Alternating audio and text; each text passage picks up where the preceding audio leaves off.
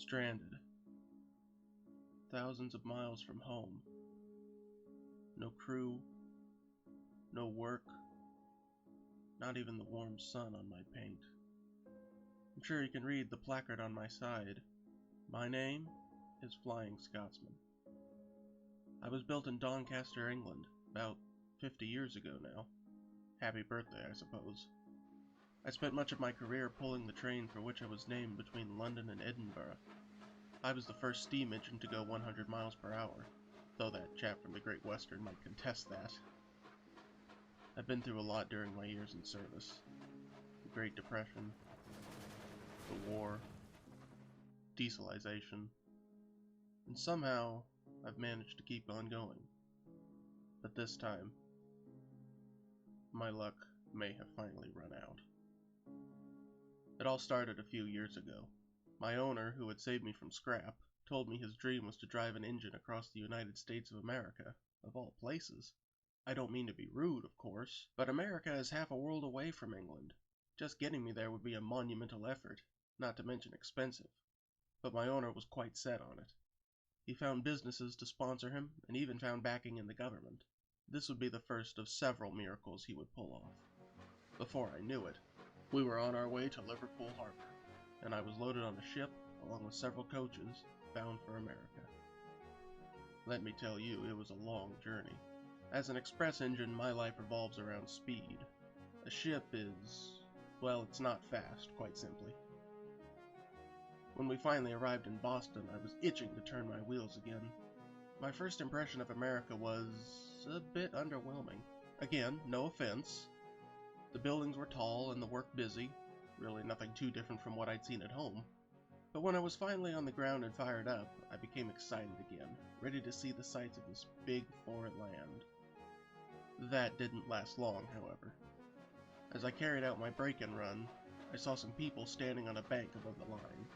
I whistled to them thinking they were there to photograph me. But no, they threw rocks at me. Honestly, what were they on about? The indignity! My crew certainly set them straight on the way back. Picked up some loose coal and gave them a taste of their own medicine. That showed them. I'm happy to say that for a good long time after that, things went much smoother. Over the next few months, I saw so much. I could have traveled Britain 3 times over. I met lots of people and a couple surviving steam locomotives. Good chaps they were. The first leg of our tour was a huge success. But as the next leg began, we received some unsettling news. Our government supporters had been voted out, so our backing had disappeared. With the money we had for our tour fast running out, my owner had to make a hard decision. Cut his losses, leave his dream unaccomplished, and take us home, or keep on using his own money to fund the tour. To this day, I don't know what the right answer would have been, but he chose to keep going. He was the optimistic type. In the tour's second year, we traveled north, visiting a museum in Wisconsin, and even going through some of Canada. But that's when we learned that my owner was nearly out of money. We couldn't afford to go on for much longer. Some of us pleaded with him to end the tour, but he wouldn't have it. He said he'd reach the West Coast or bust. Fateful words indeed. As luck would have it, the city of San Francisco was having a British Week, a celebration of all things Blighty. We'd fit right in there, provided we arrived in time. My owner pulled me out of the shed on the first day of spring, and we charged westward. We couldn't pay for a crew, so we had to ask strangers that were willing to travel with us. I am still amazed by the people we met in America. We made it to San Francisco in time for British Week, and what a time it was. People came to see us, and we gave them rides. For a time, my owner was hopeful that he'd make up for everything he'd spent. Unfortunately, that didn't happen. We had parked on a tramway through a car park, and the businesses around were not happy about it, so they made us move out of the way. The only place we could go was out of the way of everything. No one knew we were even there. We weren't making any money. What little we had was fast disappearing. My owner promised he would find work, and would get me home if it was the last thing he did. He found a place to store me safely, and promised he'd be back. But I didn't see him again. And so I was locked in that shed, with nothing but spiders to keep me company.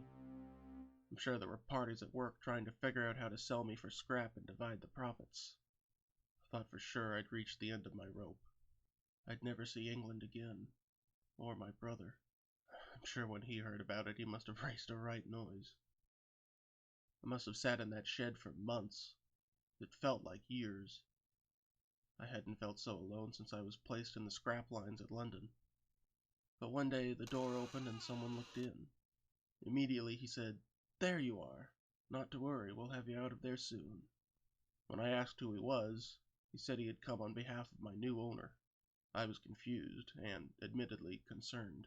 New owner? What about my previous one? But this man couldn't answer that question. His only instructions were to get me out of the country as quickly and discreetly as possible. After being inspected and oiled, a diesel coupled up to me, and we made a run for the docks. Miraculously, we were loaded on a ship and on our way out to sea by the time anyone realized we had gone. We had escaped. The trip home was even longer than the first, but at long last I found my wheels back on familiar rails. You should have seen the crowd that came to welcome me. My new owner introduced himself, and I thanked him dearly for his help, but he had more to offer. He was sending me to Derby to be checked over and repaired, and I wouldn't be going by diesel escort either. No, I was fired up to make the trip myself. I didn't feel quite right. All that time in storage isn't good for an engine system, but I made it without issue, and I was soon back in service. Since that fateful trip, I've gone on to see and do many things. I even left the country once again, this time to visit Australia. I'm pleased to say that trip went much smoother, but that's a story for another day. Several years later, I finally reunited with my previous owner. He had finally returned to England, old and tired but beyond relieved to see me again. He couldn't apologize enough for failing to keep his promise. But in the end, I told him there was nothing to apologize for. We had taken a risk in the name of a dream. To have made it as far as we had was a monumental success in itself. I was very sad when he died. He wasn't just my owner, he was quite literally my savior. Without him, I'd likely be a lot of tin cans or the car in someone's drive right now. His final wish was to have his ashes thrown into my firebox as I made the run from London to York. It was such a fitting send-off. Like our grand journey, I was proud to be a part of it.